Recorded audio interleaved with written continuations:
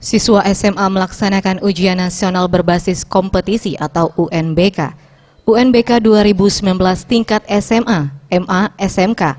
Berlangsung selama 4 hari, yakni 1 April, 2 April, 4 April, dan 8 April 2019.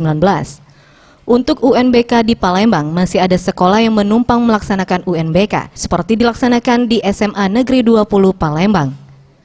Karena kekurangan komputer, SMA Negeri 20 Palembang menumpang dengan SMK Negeri 5 Palembang untuk melaksanakan UNBK.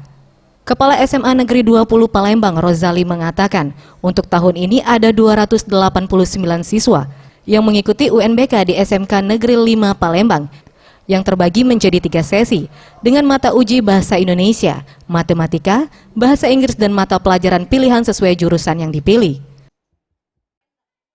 SMA Negeri 20 pada tahun ini mengingat sarana prasarana yang masih kurang, sehingga kami SMA Negeri 20 menumpang di SMK 5 Palembang.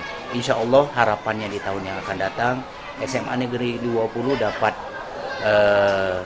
ujian mandiri dengan perincian dana anggaran yang kami usulkan kepada pihak komite dan Dinas Pendidikan Nasional sejumlah 800.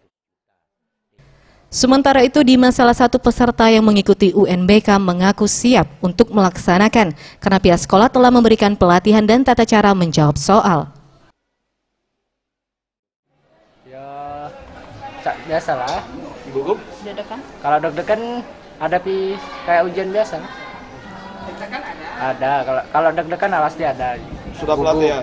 Sudah. Kemarin kan sudah disimulasi. Jadi sudah tahu gimana. Selama UNBK di SMK Negeri 5 Palembang, SMA Negeri 20 Palembang memakai 4 laboratorium komputer. 1 laboratorium berisi 25 siswa. Dengan 1 ruangannya terdapat 35 komputer termasuk cadangan. Tim Liputan Sriwijaya TV.